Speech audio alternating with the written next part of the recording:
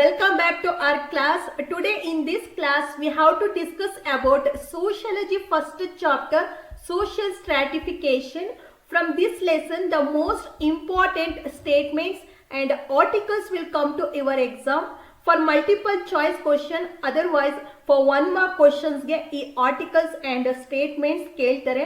So ನಿಮಗೆ ಸ್ವಲ್ಪ confusion ಆಗುತ್ತೆ ತುಂಬಾ ಆರ್ಟಿಕಲ್ಸ್ ಈ ಲೆಸನ್ ಇಂದ ಬರೋದ್ರಿಂದ.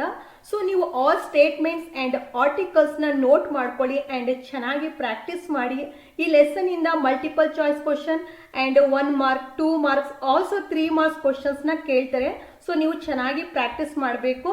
Okay, let's start. From this lesson we have to mainly discuss about social inequality, social stratification, untouchability, a social problem, and legal steps to eradicate untouchability. Let's understand about social inequality. It means the fact that people are stratified according to various qualities like gender, then caste, profession, class, and race is the proof of this social inequality. ಸಮಾಜದಲ್ಲಿ ಎಲ್ಲ ವ್ಯಕ್ತಿಗಳು ವಿವಿಧ ಲಕ್ಷಣಗಳ ಆಧಾರದಲ್ಲಿ like ಲಿಂಗ, ಜಾತಿ ಆಧಾರದ ಮೇಲೆ ಅವರು ಮಾಡುವಂತಹ ಕೆಲಸ, ವರ್ಗ ಮತ್ತೆ ಜನಾಂಗದ ಮೇಲೆ ಶ್ರೇಣೀಕರಣಗೊಂಡಿರುತ್ತಾರೆ ಅನ್ನೋದನ್ನ ಈ ಸಾಮಾಜಿಕ ಅಸಮಾನತೆ ಸೂಚಿಸುತ್ತೆ. ಅವುಗಳನ್ನ ಯಾವ ಅಂತ ನಾವು ನೋಡೋಣ. The social inequalities are income sources, education, professional opportunities, health facilities, political representation and participation. These all are social inequalities. This means the social inequality is the result of already present unequal social opportunities.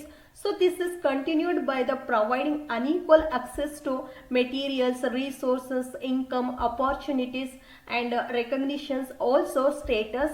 For example, by neglecting the social service sectors like public health system, even public education and also social security, the life of the poor is made very difficult. ಸಾಮಾಜಿಕ ಅಸಮಾನತೆ ಅನ್ನುವಂಥದ್ದು ಈಗಾಗಲೇ ಇರುವಂತಹ ಅಸಮಾನ ಸಾಮಾಜಿಕ ಅವಕಾಶಗಳು. ಇವು ಸಮಾಜದ ರಚನೆಯಲ್ಲಿನ ವಸ್ತುಗಳು, ಆದಾಯದ ಮೂಲಗಳು, ಅವಕಾಶಗಳು, ದೊರಕುತ್ತಿರುವಂತಹ ಪುರಸ್ಕಾರಗಳು, ಸ್ಥಾನಮಾನ ಇವೆಲ್ಲವೂ ಅಸಮಾನವಾಗಿ ದೊರೆಯುವಂತೆ ಮಾಡುವಂತಹ ಮೂಲಕ ಸಮಾಜದಲ್ಲಿ ಮುಂದುವರಿಯುತ್ತಿರುತ್ತವೆ. ಉದಾಹರಣೆಗೆ ನಾವು ನೋಡೋದಾದ್ರೆ ಸಾಮಾಜಿಕ ಈ ಸೇವಾ ಕ್ಷೇತ್ರಗಳಾದಂತಹ ಸಾರ್ವಜನಿಕ ಆರೋಗ್ಯ, ಶಿಕ್ಷಣ, ಸಾಮಾಜಿಕ ರಕ್ಷಣೆ, ಸಾಮಾಜಿಕ ನ್ಯಾಯ ಈ ಎಲ್ಲವೂ ಕಡೆಗಣನೆ ಮಾಡುವಂತಹ ಮೂಲಕ ಬಡವರಿಗೆ ಬದುಕುವಂತ ಅವಕಾಶವೇ ಇಲ್ಲದಂತೆ ಮಾಡಲಾಗುತ್ತಿದೆ. So this allows the assimilation of wealth in the hands of very few. By this richer are becoming richer and poor are becoming poorer. So the increase in economic growth and the GDP have led to the creation of millionaires and billionaires. But the neglect of the food and social security of caste, income and sex-based discrimination makes ones to understand the inequality present in the society. ಈ ಮೂಲಕ ದೇಶದ ಮತ್ತೆ ಜಗತ್ತಿನ ಕೆಲವೇ ಶ್ರೀಮಂತರ ಬಳಿ ಸಂಪತ್ತು ಕ್ರೋಢೀಕರಣವಾಗುತ್ತಿದೆ. ಮತ್ತೆ ಆರ್ಥಿಕ ಬೆಳವಣಿಗೆ, ಅಭಿವೃದ್ಧಿ ಈ ಎಲ್ಲಾ ಪರಿಣಾಮದಿಂದ ದೇಶವು ಕಳೆದ 1 ದಶಕದಲ್ಲಿ 50ಕ್ಕೂ ಹೆಚ್ಚಿನ ಬಿಲಿಯನಿಯರ್ಸ್ ಹಾಗೂ 1 ಲಕ್ಷಕ್ಕೂ ಹೆಚ್ಚಿನ ಮಿಲಿಯನರ್ಸ್ ಗಳನ್ನ ಉತ್ಪಾದಿಸಿದೆ. ಬಟ್ ಈ ಸಾಮಾಜಿಕ ಭದ್ರತೆಗಳಾದಂಥ ಆಹಾರ ಮತ್ತೆ ಆರೋಗ್ಯದ ಅವಕಾಶಗಳು, ಜಾತಿ, ವರ್ಗ, ಲಿಂಗತ್ವದ ಮೂಲ ಇವುಗಳ ಎಲ್ಲ ನಿರ್ಲಕ್ಷ್ಯಗಳನ್ನ ಗಮನಿಸಿದ್ರೆ ಸಾಮಾಜಿಕ ಅಸಮಾನತೆಯ ಅಂಶಗಳನ್ನ ನಮಗೆ ತಿಳಿಯುತ್ತೆ. ಸೊ ಈ ಟಾಪಿಕ್ ರಿಲೇಟೆಡ್ ಕ್ವಶನ್ ನ ಬರುತ್ತೆ. What are the reasons for the social inequalities? So ನೀವು ಈ ಎಲ್ಲ ಪಾಯಿಂಟ್ಸ್ ಗಳನ್ನ ನೋಟ್ ಮಾಡಿಕೊಂಡು ಪ್ರಾಕ್ಟೀಸ್ ಮಾಡಿ. Let's see another topic. Education and inequality. Education is a social structure that brings in equal opportunities, openings and social justice in human life. So this means that the government should provide education to all the children. That's why the social justice aspect of education can be seen mainly in the directive principles of state policy and also preamble of the Indian Constitution.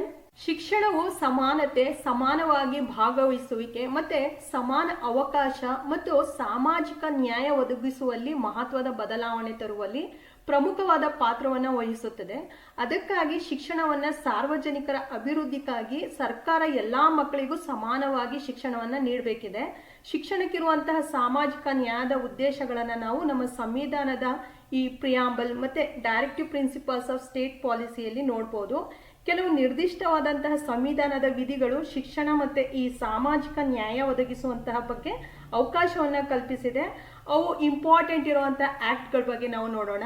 Under the Article 39, it is said that providing completely social justice and people welfare of the people in the duty of the state government.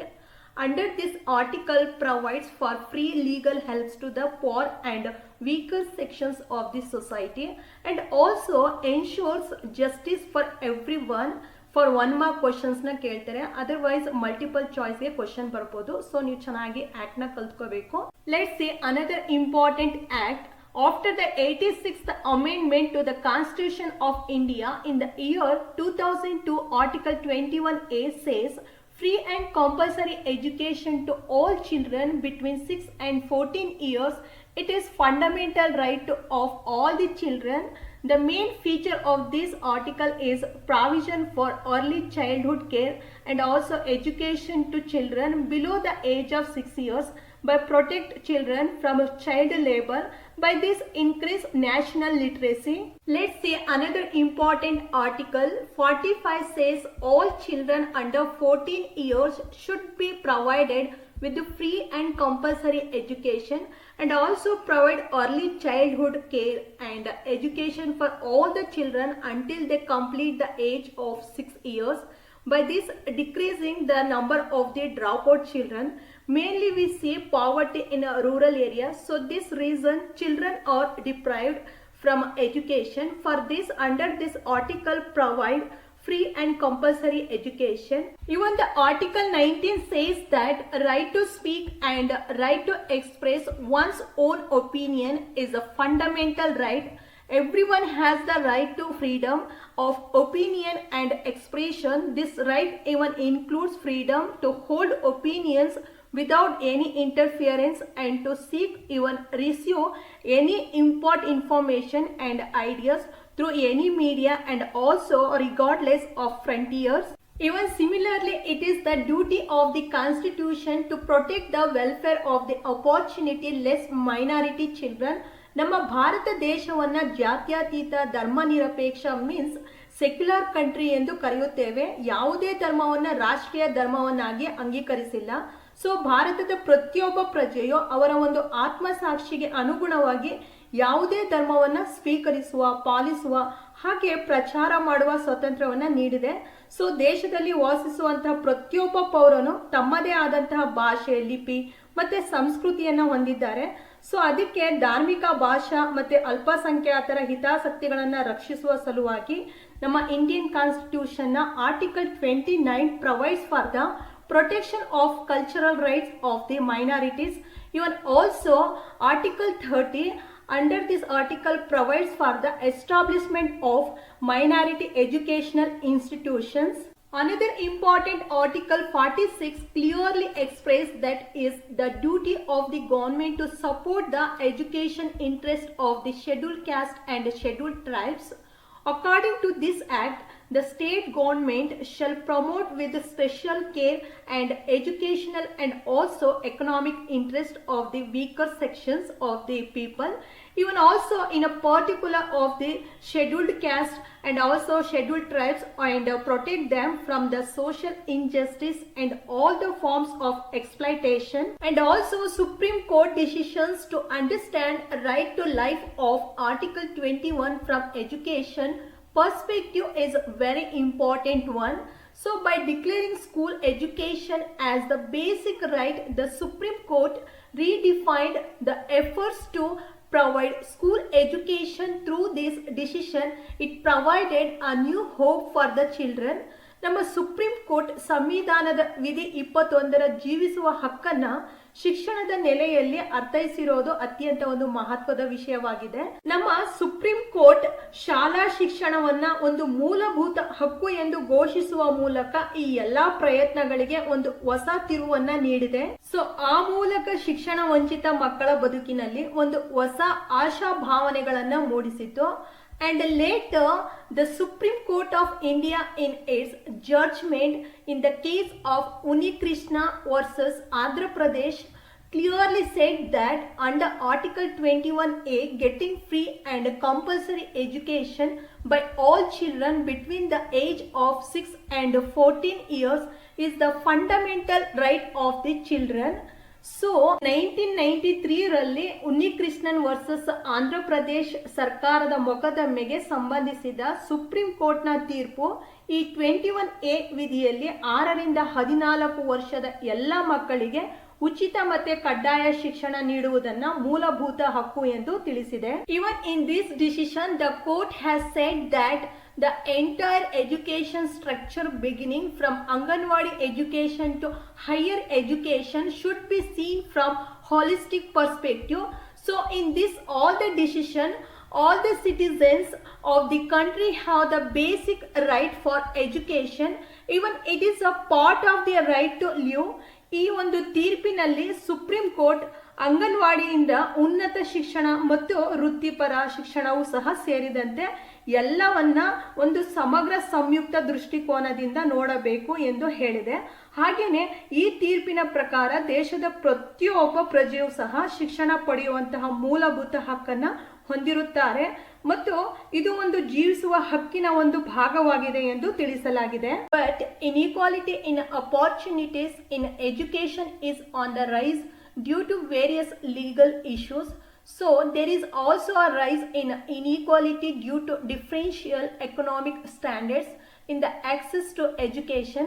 Still, the efforts to eradicate unequal opportunities in the field of education are with the help of the constitutional provisions. Let's understand about gender inequality. Gender inequality is one of the various social inequalities get formed. So in reality, our social perspectives are interdependent. That's why one person's thoughts are influenced by others' thoughts. Even such influences on individual or maybe due to the thoughts of the family members or from the neighbors. Hence, the motivational issues mainly supporting education of a boy or a girl has more in the social sphere of human life. So, there is more gender-based inequality in access to school education than food, even also health facilities. ಸಾಮಾಜಿಕ ಅಸಮಾನತೆಗಳಲ್ಲಿ ಈ ಒಂದು ಲಿಂಗತ್ವ ಅಸಮಾನತೆಯು ಸಹ ಒಂದಾಗಿದೆ. ನಮ್ಮ ಮನೋಭಾವನೆಗಳು ವಾಸ್ತವದಲ್ಲಿ ಹೆಚ್ಚಾಗಿ ಒಂದು ಮತ್ತೊಂದನ್ನ ಅವಲಂಬಿಸಿರ್ತವೆ. So ಉದಾಹರಣೆಗೆ ನಾವು ನೋಡೋದಾದ್ರೆ ಶಿಕ್ಷಣದ ಒಂದು ವಿಚಾರದಲ್ಲಿ ಒಬ್ಬ ವ್ಯಕ್ತಿಗೆ ಇರುವಂತಹ ಚಿಂತನೆ ಆಗಿರ್ಬೋದು, ಅದರ್ವೈಸ್ ಮನೋಭಾವನೆಯು ಮತ್ತೊಬ್ಬರಿಂದ ಪ್ರಭಾವಿತವಾದುದಾಗಿರಬಹುದು. ಸೊ ಈ ರೀತಿಯ ಒಂದು ಪ್ರಭಾವಗಳು ಒಂದೇ ಕುಟುಂಬದಲ್ಲಿ ಒಂದು ಗಂಡು ಇಲ್ಲ ಹೆಣ್ಣು ಮಗುವಿನ ಮೇಲೆ ಹೆಚ್ಚು ಪ್ರಭಾವ ಬೀರಬಹುದಾದಂತಹ ಪ್ರಭಾವಗಳನ್ನು ನಾವು ಸಮುದಾಯದಿಂದಲೇ ಇರ್ಬೋದು ಅಥವಾ ಯಾವುದೇ ಒಂದು ನೆರೆಹೊರೆಯ ಒಂದು ಪ್ರಭಾವಕ್ಕೆ ಒಳಗಾಗಿರಬಹುದು. ಸೊ ಈ ಒಂದು ದೃಷ್ಟಿಯಿಂದ ಹೆಣ್ಣು ಮತ್ತೆ ಗಂಡು ಮಕ್ಕಳ ಶಿಕ್ಷಣಕ್ಕೆ ಇರುವಂತಹ ಪ್ರೇರಣೆ ಮತ್ತೆ ಸಾಮಾಜಿಕ ಅಂಶಗಳನ್ನ ಹೊಂದಿದೆ. ಸೊ ಈ ಎಲ್ಲ ಕಾರಣದಿಂದ ಶಾಲೆಗಳಲ್ಲಿ ಭಾಗವಹಿಸುವಿಕೆ ಆಗಿರ್ಬೋದು ಇಲ್ಲ ಒಂದು ಆಹಾರ ಆರೋಗ್ಯ ಸೌಲಭ್ಯಗಳನ್ನ ಪಡೆಯುವಲ್ಲಿ ಈ ಒಂದು ಲಿಂಗ ಅಸಮಾನತೆಯನ್ನು ನಾವು ನೋಡಬಹುದಾಗಿದೆ. According to national family health survey for 2015 and 16, rural women of Karnataka have a body mass index of 24.3%, whereas urban women of 16.2%. But this means the women have lesser BMI. BMI means body mass index. For 1 mark question will come, so you have to learn the abbreviation. Then 60.9% of the children between 6 and 56 months have severe anemia. BMI means body mass index. ಒಬ್ಬ ಮನುಷ್ಯನ height ವೇಟ್ನ consider ಮಾಡಿ ಆ ಮನುಷ್ಯ underweight or overweight ಇದ್ದಾರ ಅಂತ ತಿಳಿಯುವಂತಹ ವಿಧಾನ ಇದು. ಒಂದು ವೇಳೆ ಅವರ ಹೈಟ್ಗೆ ಕರೆಕ್ಟ್ ವೇಟ್ ಅದರ್ವೈಸ್ ಏಜ್ಗೆ ತಕ್ಕಂತೆ ವೇಟ್ ಇಲ್ಲದಿದ್ರೆ ಅವರು ರಕ್ತಹೀನತೆಯಿಂದ ಬಳಲುತ್ತಿದ್ದಾರೆ ಎಂದರ್ಥ. ಸೊ ಮುಖ್ಯವಾಗಿ ಈ ತರದ ಒಂದು ಸಮಸ್ಯೆಯನ್ನ ಮಹಿಳೆಯರಲ್ಲಿ ಕಂಡುಬರುತ್ತಿದೆ. ಒಂದು ಗರ್ಭಿಣಿ ಮಹಿಳೆಗೆ ಹೆರಿಗೆಯ ಸಂದರ್ಭದಲ್ಲಿ ಆರೋಗ್ಯಕರ ಮತ್ತೆ ಪೌಷ್ಟಿಕ ಆಹಾರದ ಅವಶ್ಯಕತೆ ಇದೆ. ಬಟ್ ಬಡತನದ ಸಮಸ್ಯೆಯಿಂದ ಹೆಚ್ಚಾಗಿ ರಕ್ತಹೀನತೆಯ ಸಮಸ್ಯೆಯಿಂದ ಹಲವಾರು ಸಮಸ್ಯೆ ಒಳಗಾಗುತ್ತಿದ್ದಾರೆ. ಈವನ್ ಮಕ್ಕಳು ಕೂಡ ಈ ಒಂದು ಸಮಸ್ಯೆಯಿಂದ ಬಳಲುತ್ತಿದ್ದಾರೆ. ಬಿಕಾಸ್ ತಾಯಿಯ ಗರ್ಭದಲ್ಲಿರುವಾಗ ಮತ್ತು ನಂತರ ಆ ಮಕ್ಕಳಿಗೆ ಸಾಕಾಗುವಷ್ಟು ಪೌಷ್ಟಿಕ ಆಹಾರ ದೊರಕುತ್ತಿಲ್ಲ. ಸೊ ಹಾಗಾಗಿ ಮಕ್ಕಳು ಮತ್ತೆ ಮಹಿಳೆಯರು ಅದರಲ್ಲೂ ಹೆರಿಗೆಯ ಸಂದರ್ಭದಲ್ಲಿ ರಕ್ತಹೀನತೆಯಿಂದ ಬಳಲುತ್ತಿದ್ದಾರೆ. ಅದರಲ್ಲೂ ಹೆಚ್ಚಾಗಿ ರೂರಲ್ ಏರಿಯಾಸ್ಗಳಲ್ಲಿ ಈ ತರದ ಒಂದು ಸಮಸ್ಯೆಯಿಂದ ಮಹಿಳೆಯರು ಬಳಲುತ್ತಿರೋದನ್ನ ನಾವು ನೋಡಬಹುದು. Even 45.2% of the pregnant women suffer from anemia. In this scenario, the development should include the food and nutrition security to the women and the children. So, through this, one should try to overcome the gender-based discrimination. ಮಕ್ಕಳು ಮತ್ತೆ ಗರ್ಭಿಣಿ ಮಹಿಳೆಯರು ರಕ್ತಹೀನತೆಯಿಂದ ಬಳಲುತ್ತಿದ್ದಾರೆ. So ಇಂತಹ ಪರಿಸ್ಥಿತಿಯಲ್ಲಿ ಮಕ್ಕಳು ಮತ್ತೆ ಮಹಿಳೆಯರು ಬದುಕುತ್ತಿರುವಾಗ ಇವರಿಗೆ ಆಹಾರ, ಆರೋಗ್ಯ ಮತ್ತೆ ಪೌಷ್ಟಿಕತೆಯಲ್ಲಿ ಭದ್ರತೆಯನ್ನ ಮತ್ತು ಕಲಿಕೆಗೆ ಶೈಕ್ಷಣಿಕ ಬೆಂಬಲವನ್ನ ನೀಡುವ ಮೂಲಕ ಅಭಿವೃದ್ಧಿ ಮಹಿಳೆಯರನ್ನ ಒಳಗೊಳ್ಳಬೇಕು. ಆ ಮೂಲಕ ಮಾತ್ರ ಈ ಜೆಂಡರ್ ಇನ್ಇಕ್ವಾಲಿಟಿ ಸರಿಪಡಿಸಲು ಸಾಧ್ಯ. Let's understand about social stratification. For one more question will ask, even this is a repeated question also, so you have to learn the meaning of social stratification. Let's see. The human society has continued the practice of classifying the people as superior and inferior, and also upper and lower, and assigning differential roles and status. So this method of dividing people into different strata and also then assigning different roles and status in the society, so it is called as social stratification. ಸಮಾಜದಲ್ಲಿ ಮನುಷ್ಯರನ್ನ ಮೇಲು, ಕೀಳು, ಶ್ರೇಷ್ಠ, ಕನಿಷ್ಠ ಎಂದು ವರ್ಗೀಕರಿಸಿ ಅವರಿಗೆ ಬೇರೆ ಬೇರೆ ಸಾಮಾಜಿಕ ಸ್ಥಾನಮಾನ ಮತ್ತೆ ಪಾತ್ರಗಳನ್ನು ನೀಡುವಂತಹ ವಿಧಾನ ಈ ಮಾನವ ಸಮಾಜದ ಲಕ್ಷಣವಾಗಿ ಮುಂದುವರಿಯುತ್ತಲೇ ಬಂದಿದೆ. ಸೊ ಸಮಾಜದಲ್ಲಿರುವಂತಹ ಜನರನ್ನ ವಿಭಿನ್ನವಾಗಿ ವರ್ಗೀಕರಿಸುವಂತಹ ವ್ಯವಸ್ಥೆಗೆ ನಾವು ಸೋಷಿಯಲ್ ಸ್ಟ್ರಾಟಿಫಿಕೇಶನ್ ಎಂದು ಕರೆಯುತ್ತೇವೆ. ಇವನ್ ಶ್ರೀಮಂತ, ಬಡವ, ಮೇಲ್ವರ್ಗ, ಕೆಳವರ್ಗ, ಗಂಡು, ಹೆಣ್ಣು, ಜಾತಿ, ಭೇದ ಭಾವ ಈ ತರದ ಒಂದು ವಿಧಾನಗಳು ಸಮಾಜದಲ್ಲಿ ನಡೆಯುತ್ತಲೇ ಬಂದಿವೆ. ಇವನ್ ಈಗಲೂ ಸಹ ಮುಂದುವರಿಯುತ್ತಲೇ ಇವೆ. Let's understand about features of social stratification. For 3 marks question will ask what are the features of social stratification. This is important question, so you have to practice this. Let's understand about this. The first point, social stratification is social in nature. The stratification is based on the social recognition and also importance, but not on any physical traits. For example, a person's status is not fixed on the physical traits like height, beauty, and strength, but it is based on his education, income, profession, skill, and other social traits. Means ಈ social stratification ವ್ಯಕ್ತಿಗಳ ದೈಹಿಕ ಗುಣಗಳನ್ನು ಆಧರಿಸಿ ನಿರ್ಧರಿಸದೆ ಸಾಮಾಜಿಕ ಪ್ರಾಮುಖ್ಯತೆಗಳ ಆಧಾರದಿಂದ ನಿರ್ಧರಿಸಲಾಗುತ್ತದೆ. ಉದಾಹರಣೆಗೆ ನಾವು ನೋಡೋದಾದ್ರೆ ವ್ಯಕ್ತಿಯು ದೈಹಿಕವಾಗಿ ಎತ್ತರವಾಗಿ ತುಂಬಾ ಸುಂದರನಾಗಿ ಬಲಿಷ್ಠನಾಗಿದ್ದ ಮಾತ್ರಕ್ಕೆ ಸಾಮಾಜಿಕ ಸ್ಥಾನ ನಿಗದಿಪಡಿಸಲಾಗದೆ ಶಿಕ್ಷಣ, ಬುದ್ಧಿಶಕ್ತಿ, ಆದಾಯ, ವೃತ್ತಿ, ಕೌಶಲತೆ ಹೀಗೆ ಮುಂತಾದ ಅಂಶಗಳ ಆಧಾರದಲ್ಲಿಯೂ ಸಹ ನಿರ್ಧಾರವಾಗುತ್ತದೆ. Second point is social stratification is universal. It means the social stratification is universal. Wherever human society exists, social stratification exists based on the division of the labor, profession, income, and also other social traits. This social stratification ಅನ್ನುವಂಥದ್ದು ವಿಶ್ವವ್ಯಾಪಕವಾಗಿದೆ. ಮಾನವ ಸಮಾಜ ಎಲ್ಲೆಲ್ಲಿದೆಯೋ ಅಲ್ಲೆಲ್ಲ ಈ ಥರದ ವ್ಯವಸ್ಥೆ ಇದ್ದೇ ಇರುತ್ತದೆ. So ಶ್ರಮ, ವೃತ್ತಿ, ಆದಾಯ ಎಲ್ಲವೂ ಸಹ ಸಾಮಾಜಿಕ ಅಂಶಗಳ ಆಧಾರದಲ್ಲಿ ಈ ಸೋಷಿಯಲ್ ಸ್ಟ್ರಾಟಿಫಿಕೇಶನ್ ಎಲ್ಲ ಮಾನವ ಸಮಾಜದಲ್ಲಿ ಕಂಡುಬರುತ್ತದೆ. Third point is social stratification is ancient. The social stratification is in existence since the birth of human society.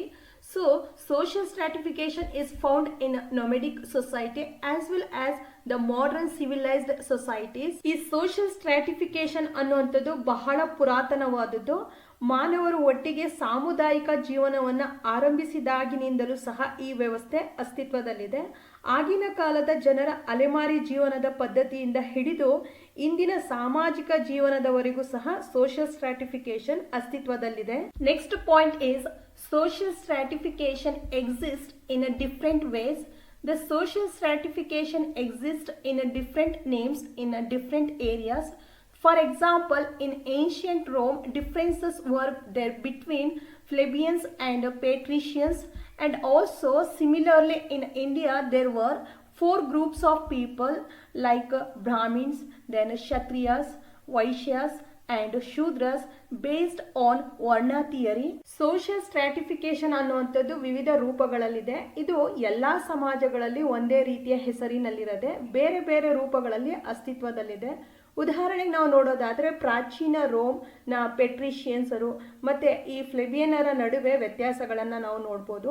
Even ನಮ್ಮ ಒಂದು ದೇಶದಲ್ಲಿಯೂ ಸಹ ಕರ್ಮ ಸಿದ್ಧಾಂತದ ಆಧಾರದಲ್ಲಿ ಬ್ರಾಹ್ಮಣ, ಕ್ಷತ್ರಿಯ, ವೈಶ್ಯ, ಶೂದ್ರ ಎಂದು 4 ಸಾಮಾಜಿಕ ವರ್ಗಗಳಾಗಿ ವಿಂಗಡಿಸಲಾಗಿದೆ. Let's understand about the important topic major forms of social stratification. This is also a repeated and important topic. So question will ask, what are the major forms of social stratification? So let's understand about this. Though social stratification is present in all the societies of the world, their forms are not similar. So they have differences in their structure and also nature.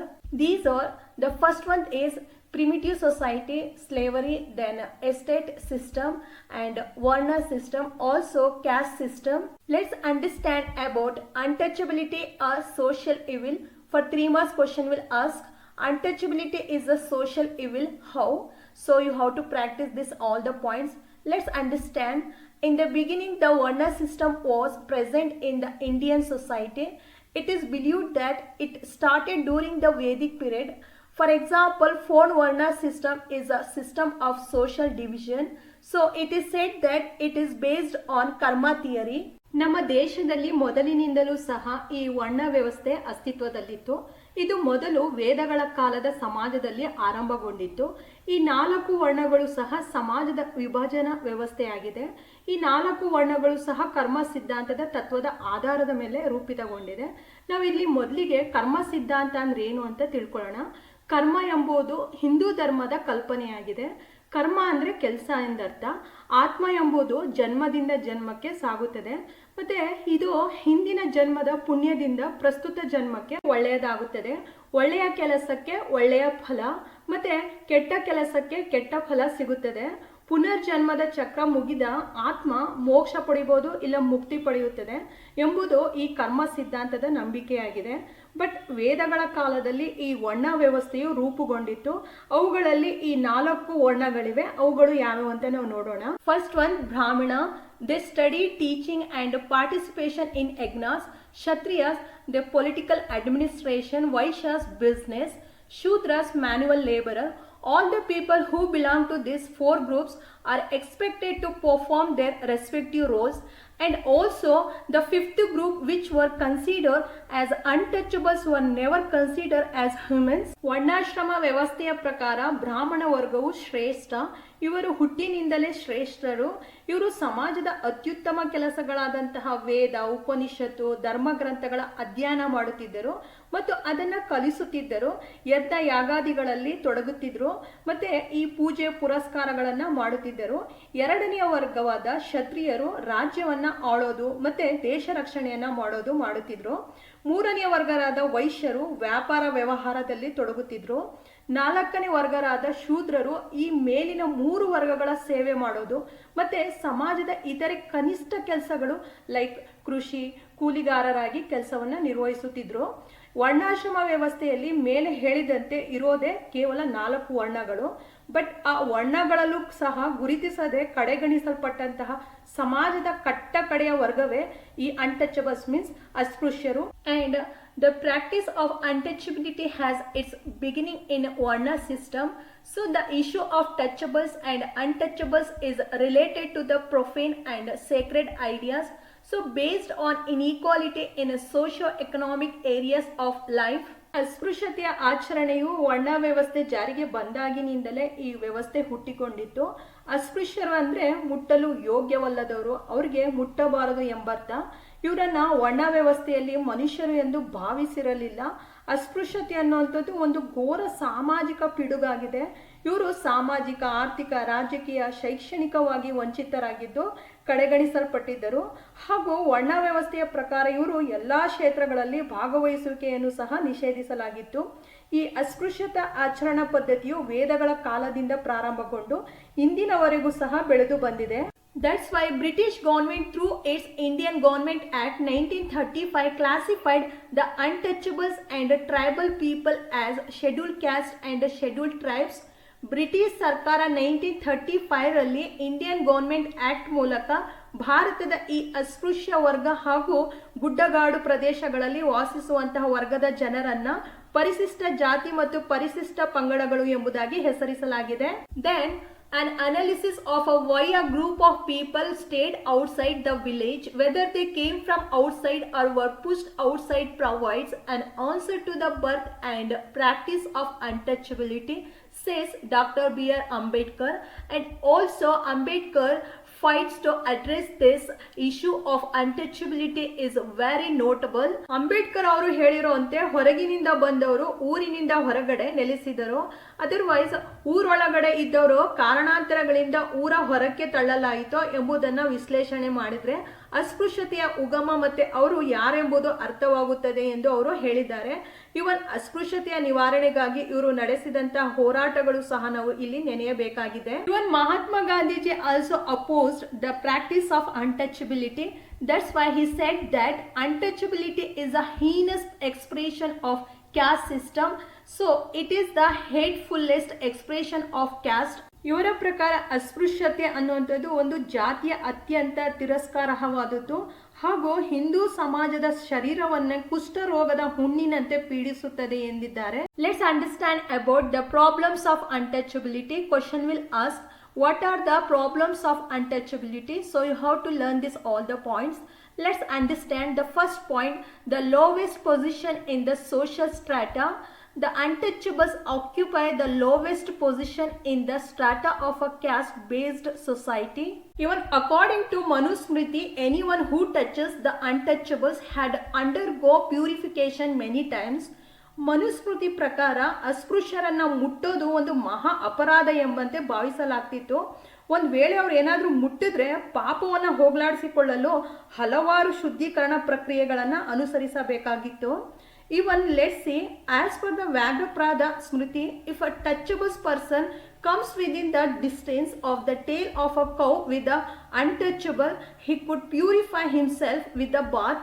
So ನೋಡಿ, ವ್ಯಾಘ್ರಪಾದ ಸ್ಮೃತಿಯ ಪ್ರಕಾರ ಸಹ ಅಸ್ಪೃಶ್ಯರನ್ನ ಮುಟ್ಟೋದಿರಲಿ, just ಹಸುವಿನ ಬಾಲದಷ್ಟು ಸಮೀಪಕ್ಕೆ ಬಂದರೂ ಸಹ ಅದು ಕೂಡ ಮೈಲಿಗೆಯಾಗುತ್ತಿತ್ತು. So ಆಗ ಅವರು ಸ್ನಾನ ಮಾಡಿ ಮೈಲಿಗೆಯನ್ನ ಹೋಗಲಾಡಿಸಿಕೊಳ್ಳಬೇಕಾಗಿತ್ತು. ಈ ತರದ ವ್ಯವಸ್ಥೆ ಅಸ್ತಿತ್ವದಲ್ಲಿತ್ತು. ಇವನ್ ಇನ್ Malabar, untouchables who prepare footwear were barred from using them. ಅದೇ ರೀತಿ ಮಲಬಾರಿನಲ್ಲಿ ಸಹ ಚಪ್ಪಲಿಯನ್ನ ತಯಾರಿಸುವವರು ತಮ್ಮ ಒಂದು ಕುಲಕಸುಬಾಗಿ ತಲೆಮಾರಿನಿಂದ ಚಪ್ಪಲಿಯನ್ನ ತಯಾರಿಸುವಂತ ಕೆಲಸವನ್ನ ಮಾಡುತ್ತಿದ್ದರು. ಬಟ್ ಅದೇ ಚಪ್ಪಲಿಯನ್ನ ತಾವೇ ಧರಿಸದಂತೆ ನಿಷೇಧಿಸಲಾಗಿತ್ತು. Even they were not allowed to touch well, tanks and cemetery used by the touchables, and the untouchables were expected to carry the night soil, dead animals and other filthy jobs. According to B. Kuppaswamy, even they were assigned the lowest possible position in the caste system, and their birth was the main reason for this restriction on their social mobility. ಇವನ್ ಅವರು ಯಾವ ರೀತಿಯ ಪರಿಸ್ಥಿತಿಯನ್ನ ಎದುರಿಸ್ತಿದ್ರು ಅಂತ ಕೂಡ ನಾವು ನೋಡ್ಬೋದು. ಸಾರ್ವಜನಿಕ ಕೆರೆ, ಕಟ್ಟೆ, ಬಾವಿ, ಕೊಳ, ಸ್ಮಶಾನ ಇವೆಲ್ಲವೂ ಸಹ ಬಳಸುವಂತಿರಲಿಲ್ಲ. ಹಾಗೆಯೇ ಪ್ರಸಿದ್ಧವಾದ ಸಮಾಜಶಾಸ್ತ್ರಜ್ಞರಾದ ಬಿ. ಕುಪ್ಪುಸ್ವಾಮಿ ಅವರ ಪ್ರಕಾರ ಅಸ್ಪೃಶ್ಯರು ಸಮಾಜದ ಅತ್ಯಂತ ಕೆಳಮಟ್ಟದ ಕೆಲಸಗಳನ್ನ ಮಾಡಬೇಕಿತ್ತು. ಎಕ್ಸಾಂಪಲ್ಗೆ ನಾವು ನೋಡೋದಾದ್ರೆ ಸತ್ತ ಪ್ರಾಣಿಗಳನ್ನ ಸಾಗಿಸಬೇಕಿತ್ತು. ಹಾಗೇನೆ ಈ ಬೀದಿ ಚರಂಡಿಗಳ ಶುಚಿಗೊಳಿಸೋದು, ಇಂತಹ ಒಂದು ಹೀನ ವೃತ್ತಿಗಳನ್ನ ಮಾಡಬೇಕಾಗಿತ್ತು. ಹೀಗಾಗಿ ಸಾಮಾಜಿಕವಾದಂತಹ ಅತ್ಯಂತ ಕೆಳಸ್ಥಾನಗಳನ್ನ ಅಸ್ಪೃಶ್ಯರಿಗೆ ನೀಡಲಾಗಿತ್ತು. ಕಾರಣ ಅವರು ಅಸ್ಪೃಶ್ಯರಾಗಿ ಹುಟ್ಟಿರೋದ್ರಿಂದಲೇ ಆ ಕೆಲಸಗಳನ್ನೇ ಮಾಡುವುದು ಅನಿವಾರ್ಯವಾಗಿತ್ತು. Next point is they were kept out of the education. Untouchables were kept out of the education for many centuries. Even they were not supposed to listen to Vedas, even recitation nor recite them also. They were bad from learning Sanskrit.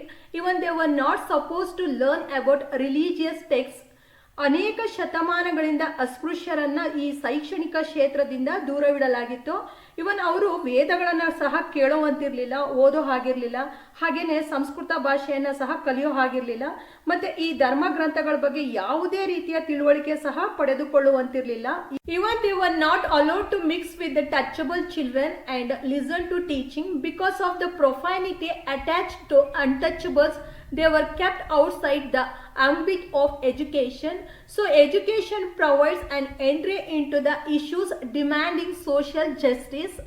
ಅಸ್ಪೃಶ್ಯ ಮಕ್ಕಳು ಮೇಲ್ವರ್ಗದ ಮಕ್ಕಳ ಜೊತೆ ಬೆರೆಯೋದಾಗ್ಲಿ ಇಲ್ಲ ಕುಳಿತು ಪಾಠಗಳನ್ನ ಕಲಿಯೋದಾಗ್ಲಿ ಅವಕಾಶ ಇರಲಿಲ್ಲ. ಅವರನ್ನ ದೂರ ಕೂರಿಸಲಾಗ್ತಿತ್ತು. ಹಾಗೇನೆ ಮೈಲಿಗೆಯ ಕಾರಣವನ್ನ ನೀಡಿ ಈ ಕೆಳಜಾತಿಯ ಜನರಿಗೆ ಎಲ್ಲಾ ರೀತಿಯ ಶೈಕ್ಷಣಿಕ ಸೌಲಭ್ಯಗಳಿಂದ ಹೊರಗಿಡಲಾಗಿತ್ತು. So this is the important development in the Indian context. So, in a democracy, individuals have the right to decide on their personal issues. So, all should have the skill to think logically and act. Hence, Ambedkar fought hard to make the people realize the importance of the education. ನಮ್ಮ ಪ್ರಜಾಪ್ರಭುತ್ವ ರಾಷ್ಟ್ರದಲ್ಲಿ ಎಲ್ಲಾ ಜನರು ತಮಗೆ ಸಂಬಂಧಿಸಿದಂತ ಎಲ್ಲಾ ತೀರ್ಮಾನಗಳನ್ನ ತೆಗೆದುಕೊಳ್ಳುವಂತಹ ಮತ್ತೆ ಈ ಚರ್ಚೆಗಳಲ್ಲಿ ಭಾಗವಹಿಸುವಂತಹ ಅವಕಾಶವನ್ನ ಪ್ರತಿಯೊಬ್ಬರಿಗೂ ಇರಬೇಕು. ಹಾಗೇನೆ ವಿಚಾರ ಮಾಡುವಂತಹ ಸಾಮರ್ಥ್ಯವೂ ಸಹ ಪ್ರತಿಯೊಬ್ಬರು ಹೊಂದಬೇಕು. ಇದೆಲ್ಲವೂ ಸಾಧ್ಯ ಆಗೋದು ಶಿಕ್ಷಣದ ಮೂಲಕ ಮಾತ್ರ. ಆದ್ರಿಂದ ನಮ್ಮ ಅಂಬೇಡ್ಕರ್ ಅವರು ಶಿಕ್ಷಣದ ಮಹತ್ವ ಮತ್ತೆ ಸಾಮಾಜಿಕ ನ್ಯಾಯವನ್ನ ಪಡೆಯುವಂತಹ ಹೋರಾಟಕ್ಕೆ ಹೆಚ್ಚು ಆದ್ಯತೆಯನ್ನ ನೀಡಿದರು. So having realized the importance of education in individual's life, Ambedkar argued in favor of education as a public property. For one more question will ask, who said education as a public property? Then you have to write the answer, Ambedkar.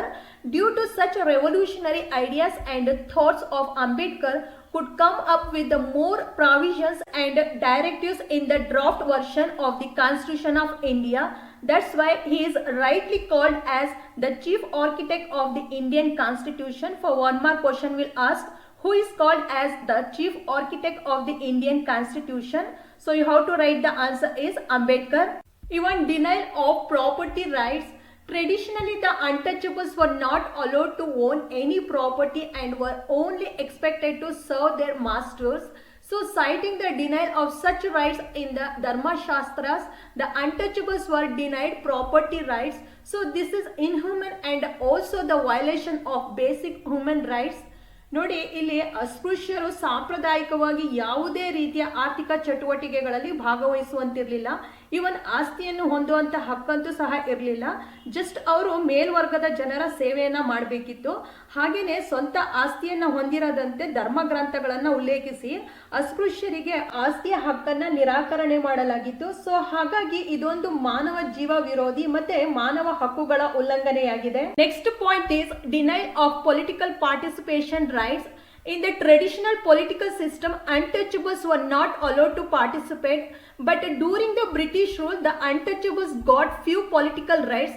Due to the efforts of Dr. B.R. Ambedkar, the untouchables could get opportunities in politics and also administrative areas.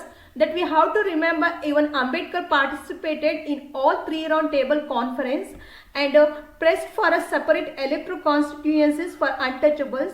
By this, few constituencies were reserved for untouchables among general constituencies. Then untouchables became the representative. After the independence, reservation was brought to effect in electoral constituencies for scheduled caste and scheduled tribes. Then the Indian Constitution provides commitment for the eradication of untouchability, which in itself is unique in the world history. So our constitution is important from this angle. As a result, many legal measures have also been implemented to eradicate untouchability practice. ಅಸ್ಪೃಶ್ಯತೆ ಅನ್ನುವಂಥ ಈ ಸಾಮಾಜಿಕ ಪಿಡುಗನ್ನ ಹೋಗಲಾಡಿಸಲು ನಮ್ಮ ಸಂವಿಧಾನವು ಪ್ರಪಂಚದಲ್ಲಿ ಒಂದು ವಿಶಿಷ್ಟವಾದ ನ್ಯಾಯ ಮತ್ತು ಸಮಾನತೆಯನ್ನು ನೀಡುವಂತಹ ದಿಕ್ಕಿನಲ್ಲಿ ಶ್ರಮಿಸುತ್ತಿದೆ. ಸೊ ಎಲ್ಲ ಜನರು ಘನತೆ, ಗೌರವ, ಸ್ವತಂತ್ರ, ಸಮಾನತೆ ಹಾಗೆಯೇ ಸಮಾನ ಅವಕಾಶಗಳನ್ನು ಪಡೆಯಲು ಅವಕಾಶ ಒದಗಿಸುವಂತಹ ನಮ್ಮ ಸಂವಿಧಾನ ಅತ್ಯಂತ ಮಹತ್ವದಾಗಿದೆ. ಸೊ ಈ ಹಿನ್ನೆಲೆಯಲ್ಲಿ ಅಸ್ಪೃಶ್ಯತೆಯ ನಿವಾರಣೆಗಾಗಿ ಹಲವಾರು ಕಾನೂನು ಕ್ರಮಗಳು ಸಹ ಜಾರಿಗೆ ತರಲಾಗಿದೆ. Let's understand legal measures to eradicate untouchability. This is the most important and repeated topic for 3 marks question will ask. So you have to concentrate on this topic and you have to note all the important act and practice. Untouchability as a social problem has still remained in a spit of efforts from leaders like Jyotirao Phule and Dr. B.R. Ambedkar. Even Jyotirao Phule opposed strongly against gender discrimination, denial of human rights, exploitation of people and practice of untouchability, even for social justice also. So he established schools for providing education to deprived people, even strongly opposed slavery being forced on Shudras, Dalits, even advocated for free and compulsory education. So later Ambedkar was influenced by Phule's principle. Ambedkar ಸಹ ಈ ಒಂದು ದೇಶದ ಪದ್ಧತಿಯ ಕರಾಳತೆಯನ್ನು ಸ್ವತಃ ಅನುಭವಿಸಿ ಅದರ ಒಂದು ಬದಲಾವಣೆಗಾಗಿ ಅವರು ಹೋರಾಡಿದ್ರು. ಹುಟ್ಟಿನಿಂದ ಮನುಷ್ಯನನ್ನ ಮೇಲು ಕೀಳು ಅಂತ ಪರಿಗಣಿಸಿ ದೇಶದ ಒಂದು ವರ್ಗವನ್ನ ಎಲ್ಲ ಅವಕಾಶಗಳಿಂದ ವಂಚಿಸಿ ಅಸಮಾನ ಸಮಾಜವನ್ನ ನಿರ್ಮಿಸಿದಂತ ಈ ಒಂದು ಕರಾಳ ವ್ಯವಸ್ಥೆಯ ವಿರುದ್ಧ ಹೋರಾಟವನ್ನ ಅವರು ಮಾಡಿದ್ರು.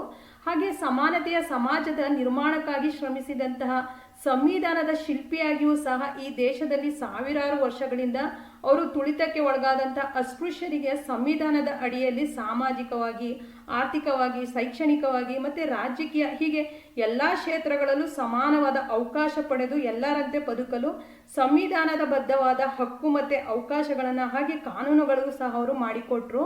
But it has remained alive in the Indian society. Hence many legal provisions brought to eradicate untouchability. ಇಷ್ಟೆಲ್ಲ ಪ್ರಯತ್ನಿಸಿದ್ರೂ ಸಹ ಪೂರ್ಣ ಪ್ರಮಾಣದಲ್ಲಿ ಅಸ್ಪೃಶ್ಯತೆ ಹೋಗಲಾಡಿಸಲು ಇನ್ನೂ ಸಹ ಸಾಧ್ಯವಾಗಿಲ್ಲ.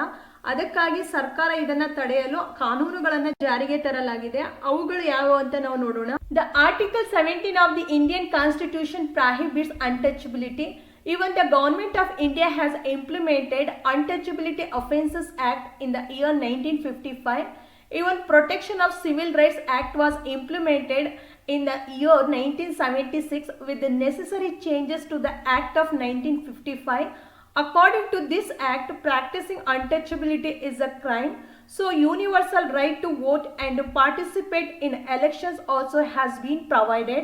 Moreover, reservation has been given in the field of education and employment for scheduled caste and tribes, scheduled along with the backward classes.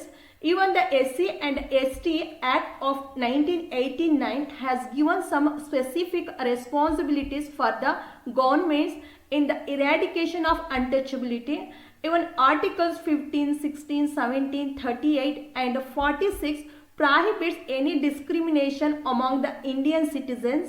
Even Article 16(4) and 324 have provided reservation in employment for scheduled caste and scheduled tribes. Even Article 330, 332, 334 also provided scheduled reservation for scheduled caste and scheduled tribes in politics. Even Article 29 declares education facilities and Article 25 has given rights to all the people to ensure public temples. So like this, the independent India has taken several measures to ensure equality to all the people of India. ಹೀಗೆ ಅಸ್ಪೃಶ್ಯತೆ ನಿವಾರಣೆಗೆ ಸ್ವತಂತ್ರ ಭಾರತದಲ್ಲಿ ಸಂವಿಧಾನದ ಮೂಲಕ ಹಲವಾರು ಕ್ರಮಗಳನ್ನು ಕೈಗೊಳ್ಳಲಾಗಿದೆ. ಆದರೂ ಸಹ ಪೂರ್ಣ ಪ್ರಮಾಣದ ಬದಲಾವಣೆ ಆಗಿಲ್ಲ.